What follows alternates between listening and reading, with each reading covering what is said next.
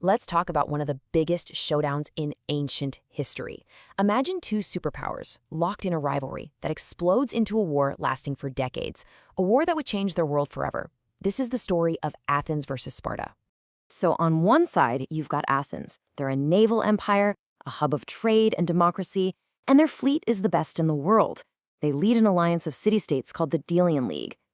And on the other side, you've got Sparta, the leaders of the Peloponnesian League. They are the complete opposite.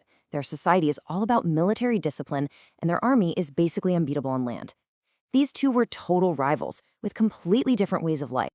Now, here's something you've got to understand about ancient Greece. It wasn't one unified country like we think of today. It was made up of all these powerful, independent city-states. Each one, like Athens or Sparta, had its own government and its own army. They were pretty much like their own little countries. So what kicks off a war that lasts for nearly 30 years? Well, a historian named Thucydides, who actually lived through it, pinned it on one simple thing: fear. Sparta was watching Athens get bigger, richer, and more powerful every single year, and frankly, it scared them. They were worried that it was only a matter of time before Athens tried to dominate everyone, including them. The leader of Athens, a guy named Pericles, came up with a pretty clever strategy.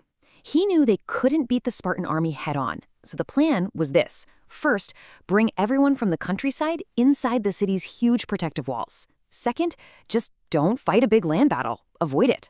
Third, use their amazing navy to sail out and raid the Spartan coastline. And finally, use that same navy to make sure Athens never ran out of food and supplies. The idea was to just outlast them. On paper, it seemed like a solid plan, but there was a fatal flaw. You see, when you cram thousands and thousands of people into a walled city, you create the perfect breeding ground for disease.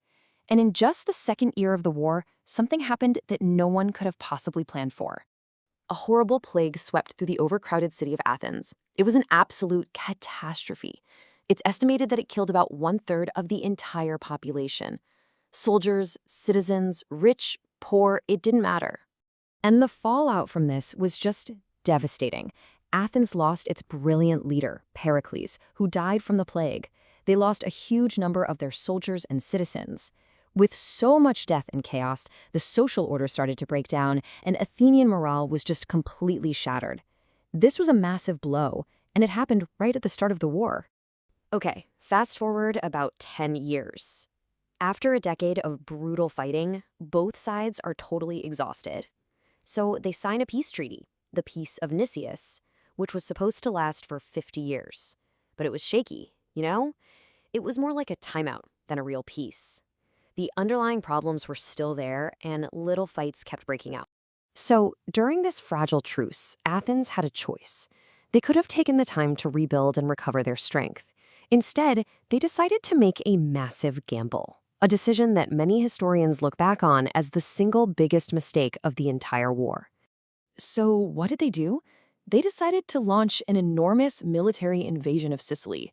Their target was the rich and powerful city of Syracuse. The idea was that conquering it would give them a huge advantage in resources and power. This was the biggest, most expensive military operation Athens had ever tried. And it turned into a complete and total disaster. I mean, everything that could go wrong did. The Athenian navy got trapped in the harbor at Syracuse and was just annihilated. The soldiers who survived tried to escape by land, but they were hunted down and either killed or captured. In one single catastrophic campaign, Athens lost its best soldiers, a ton of money, and its naval advantage. Now, with Athens weakened and reeling from this disaster, an old enemy saw the perfect opportunity to get involved. The Persian Empire. Yep, the same empire the Greeks had famously beaten decades earlier, decided to jump back into the mix. And Persia didn't just show up to fight. They showed up with money, lots of it, and they started funneling it to Sparta. This was a total game changer. For the first time, Sparta had the cash to do something it had never been able to do before: build a powerful navy. That unbeatable land army was suddenly about to get a fleet, all paid for with Persian gold. And this is where a new player enters the game for Sparta, a general named Lysander. He was brilliant, he was cunning, and unlike most Spartans, he really understood how to fight a war at sea. He was the one who secured all that Persian money, and he had one simple, brutal goal: use this new navy to cut off Athens' lifeline of food from the sea and starve them into surrendering. This all led to the final, decisive battle at a place called Aegispotami. Lysander was incredibly clever. He launched a surprise attack and caught the entire Athenian fleet while it was pulled up on a beach, completely unprepared. It was an absolute wipeout. He captured something like 170 Athenian ships and lost almost none of his own. Just like that, Athens' legendary navy was gone. With the Athenian fleet destroyed, Lysander could finally execute his endgame. He sailed right up to Athens and set up a blockade. That's when you use your ships to surround a port so absolutely nothing, no food, no supplies, nothing, can get in or out. At the same time, the Spartan army surrounded the city on land. Athens was completely trapped. Starving, defeated, and with no hope left, Athens finally had to surrender in 404 BCE. The terms were beyond harsh. And to add insult to injury, they were forced to tear down their own famous long walls, the very walls that had kept them safe, all while Spartan musicians played flute music. It was the ultimate humiliation. Just look at what they lost. They had to destroy their walls, leaving them defenseless. They had to give up their entire empire, which meant losing all their power and wealth. They were allowed to keep only 12 ships, effectively ending their naval dominance. And maybe worst of all, they were forced to abandon their democracy.